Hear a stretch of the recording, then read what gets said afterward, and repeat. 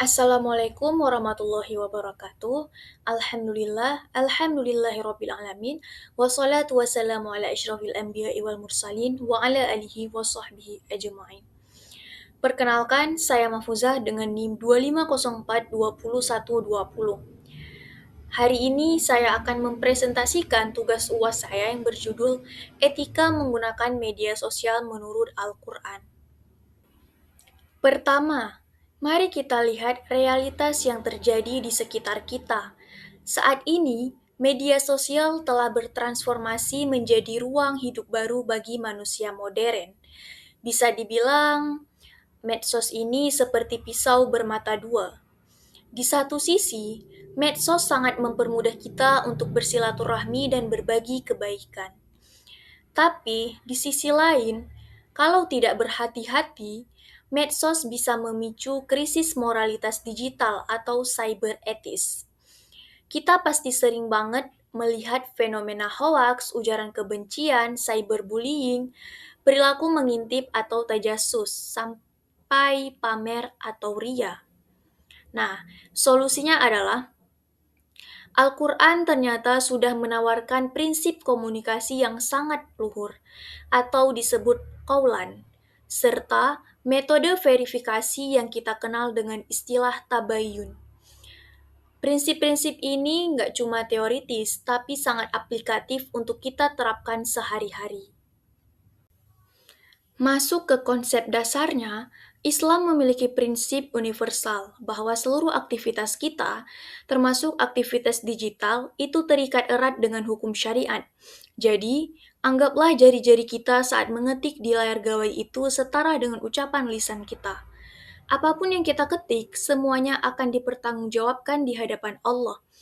Hal ini berlandaskan dasar teologis yang kuat dalam Al-Quran, yaitu surah Qaf ayat 18 yang menegaskan bahwa tidak ada satupun yang diucapkannya melainkan ada di sisinya malaikat pengawas yang siap mencatat. Lalu, apa saja prinsip komunikasi Islami di dunia digital? Al-Quran mengenalkan beberapa jenis gaya bicara yang baik.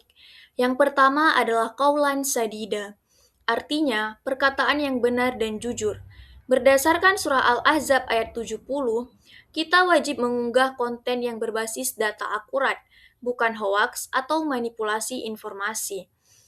Contohnya yaitu, jangan asal membagikan berita politik atau sosial sebelum jelas kebenarannya. Prinsip kedua adalah qaulan ma'rufa, yaitu perkataan yang baik dan santun. Di dalam surah Al-Baqarah ayat 263 disebutkan bahwa perkataan yang baik itu lebih mulia dibandingkan sedekah yang diiringi tindakan yang menyakiti. Contohnya yaitu saat kita berbeda pendapat di kolom komentar, sebaiknya sampaikanlah dengan bahasa yang tetap sopan. Selain dua prinsip tadi, ada prinsip ketiga yaitu qaulan layyina. Artinya, perkataan yang lemah lembut. Kalau kita merujuk ke surah Taha ayat 44, Allah memerintahkan Nabi Musa dan Nabi Harun untuk berbicara lembut kepada Fir'aun yang sudah zalim. Jadi, di media sosial, kita wajib menghindari makian, sarkasme, dan kata-kata kasar saat mengkritik atau berdebat.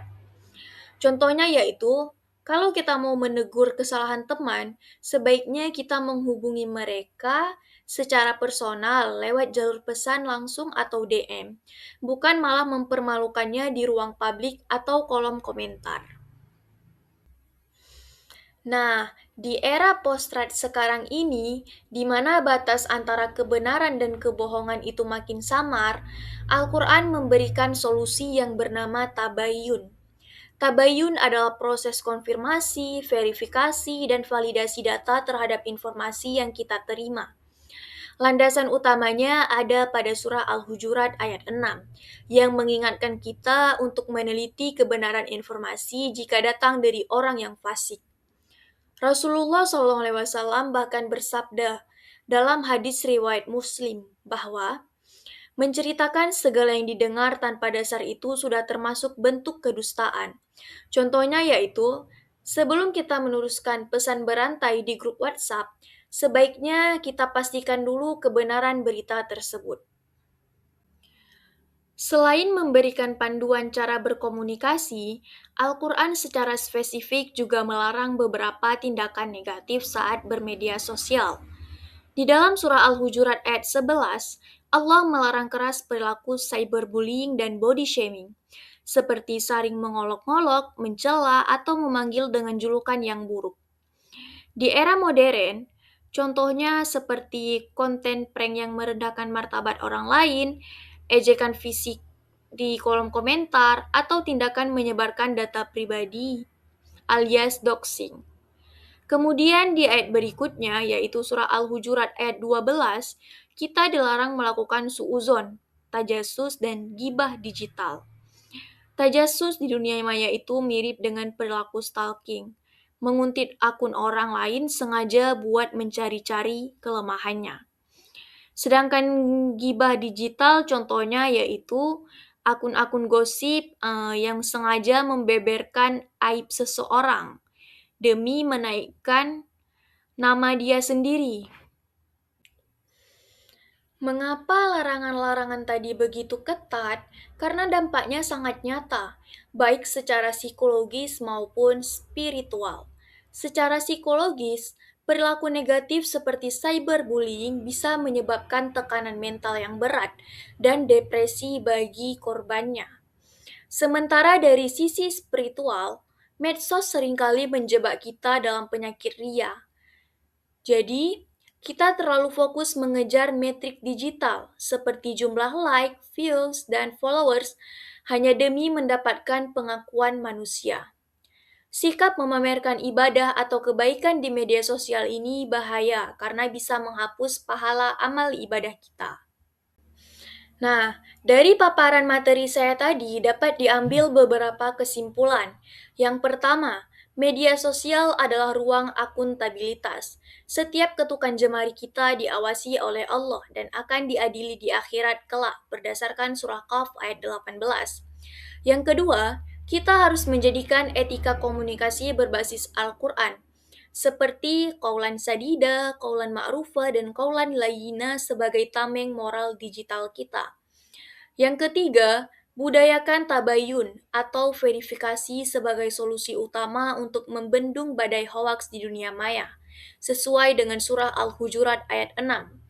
Dan yang terakhir, mari kita jaga kesehatan psikologis serta spiritual kita dengan menjauhi penyakit sosial digital, seperti cyberbullying, stalking, dan gibah digital. Demikian presentasi yang dapat saya lakukan. Lebih dan kurang saya mohon maaf. Saya akhiri. Wabillahi taufik wal hidayah. Wassalamualaikum warahmatullahi wabarakatuh.